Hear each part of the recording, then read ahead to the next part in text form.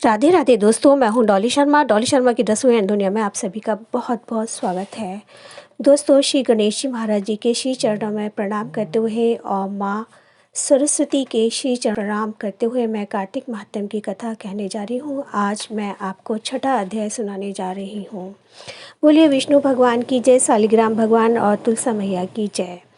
नारद जी कहने लगे कि हे ब्राह्मण, कार्तिक मास के महात्म्य का विधि पूर्वक वर्णन करिए। ब्रह्मा जी कहने लगे कि हे नारद, तुम बड़े सज्जन पुरुष हो जो लोगों के हित के लिए ऐसे प्रश्न करते हो। अब मैं ऐसी कथा तुमसे कहता हूँ जिसके सुनने मात्र से पापों का नाश हो जाता है।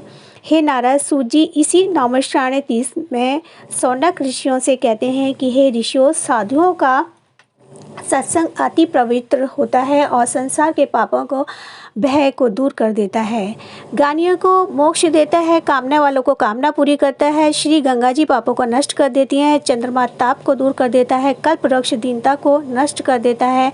परंतु साधु समागम पाप, तप और दीनता तीनों को नष्ट कर देते हैं।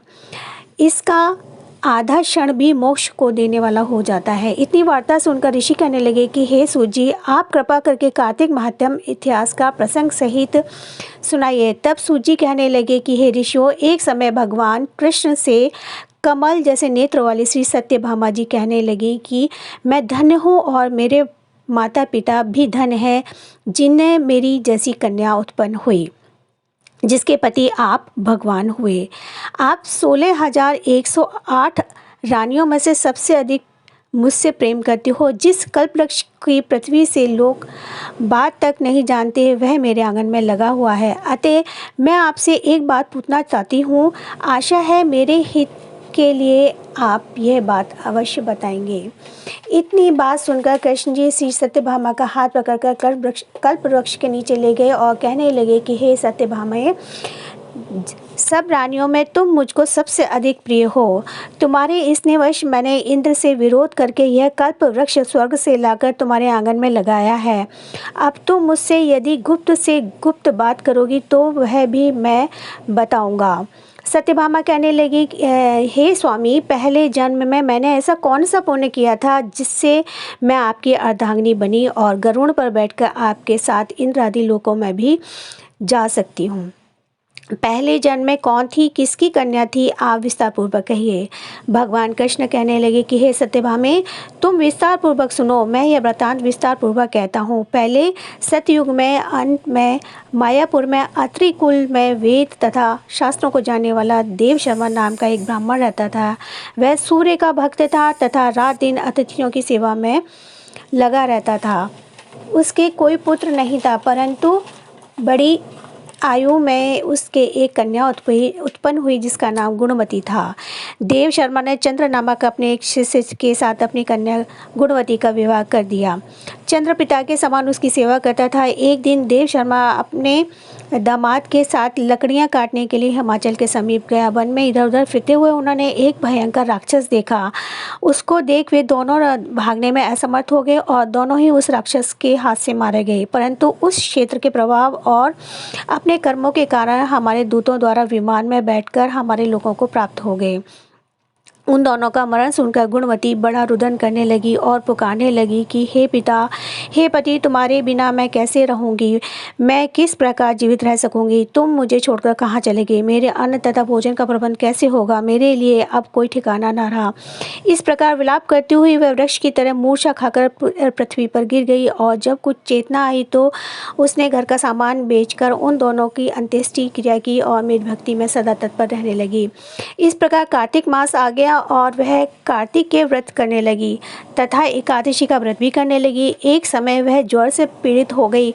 वह दुर्बल शरीर वाली गुणवती गंगा स्नान को गई। अतएव गंगा जी में प्रवेश करते ही शीत के मारे उसकी सब देह कांपने लगी और वह शिथिल होकर जमीन पर गिर पड़ी। उसी समय हमारे दूत सुंदर विमान में बिठाकर उसको हमारे धाम में ले गए। वह कार्तिक के व्रत का प्रभाव था कि द्वापर में ब्रह्मादि देवताओं की प्रार्थना पर पृथ्वी का भार उतारने के लिए हमने कृष्ण अवतार लिया। तो उस समय हमारे ही सब देवगण यादव बन गए और तुम्हारे पिता देवा शर्मा क्षत्रापचित हुआ, चंद्र शर्मा अक्र हुए और तुम गुणवती सत्यभामा हुई। कार्तिक के व्रत के प्रभाव से तुम हमारी प्यारी हुई और तुमने आजन्म तुलसी के वृक्ष का पालन किया। इसी से तुम्हारे आंगन में कल्प वृक्ष है। कार्तिक में तुमने दीपदान किया, उसी से तुम्हारे घर में लक्ष्मी जी स्थित हैं। जो कार्तिक मास में तुमने व्रत आदि किए, उससे तुम मेरी अर्धांगिनी हुई। जो कोई कार्तिक मास में व्रत आदि करता है वह हमको तुम्हारे समान प्रिय होता है। बोलो विष्णु भगवान की जय, श्री कृष्ण भगवान की जय, सत्यभामा की जय, तुलसा माता की जय। अब मैं आपको लपसी और तपसी की कहानी सुनाने जा रही हूँ। जो कार्तिक स्नान करते हैं, लापसी और तुलसी की कहानी नहीं कहती तो उनका स्नान माना नहीं जाता। तो आपको लापसी और तापसी की कहानी सुनाने जा रही हूँ। बोलो विष्णु भगवान की जय, शालिग्राम भगवान की जय। एक लपसी एक तपसी था।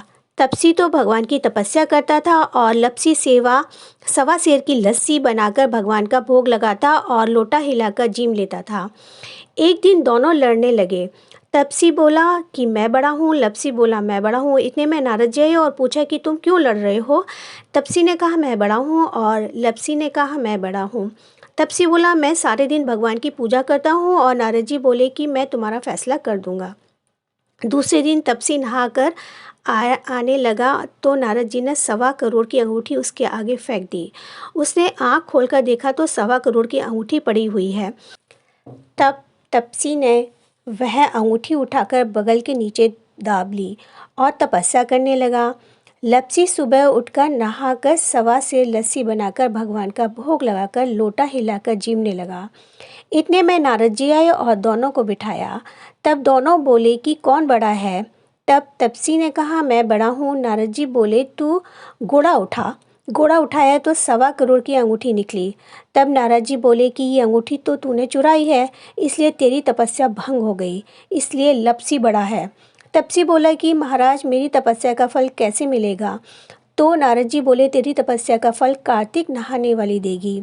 फिर नारद जी बोले कि सबकी कहानी कहकर तेरी कहानी ना कहे तो कार्तिक का फल खत्म हो जाएगा, इसलिए कार्तिक स्नान करने वाले को लपसी और तपसी की कहानी जरूर कहनी चाहिए।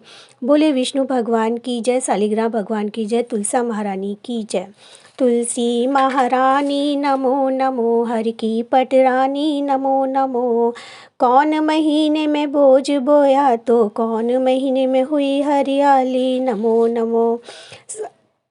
सावन में तेरा बीज बोया तो भादो मास हुई हरियाली नमो नमो। तुलसी महारानी नमो नमो, हर की पटरानी नमो नमो। ओजस कार्तिक में हुई तेरी पूजा तो कार्तिक मास कहलाई पटरानी नमो नमो। तुलसी महारानी नमो नमो। कैतपति किया तुलसा महारानी, शालिग्राम हुई पटरानी नमो नमो। 12 बरस जी कार्तिक नहाई, शालिग्राम हुई पटरानी नमो नमो। तुलसी महारानी नमो नमो, हर की पटरानी नमो। 56 भोग धरे हरि आगे, बिन तुलसी हरि एक न मानी नमो नमो। तुलसी महारानी नमो नमो, हर की पटरानी नमो नमो। सावरी सखी मैया तेरो जस गावे तो वेद पुराण बखानी नमो नमो। तुलसी महारानी नमो नमो, हर की पटरानी नमो नमो। काहे को दिवला काहे की बाती, तो क्या घी रात दिन राती। तुलसी महारानी नमो नमो, हर की पटरानी नमो नमो। माटी को दिवला निर्मल सी बाती, तो सुरहल को धरती भर जले दिन राती। तुलसी महारानी नमो नमो, हर की पटरानी नमो नमो। बोल तुलसी मैया की जय। जो कोई तुलसी जी की आरती गावे बस वैकुंठ परम पद पावे। 5 नाव पच भी कम नाव, तो मैं नाती 30 दिन। खाट छोड़ मैं पड़ी, तुलसी माता तेरी शरण, धरती माता तेरी शरण, गौ माता तेरी शरण, शालिग्राम तेरी शरण। बोल चटक बिंदा की जय।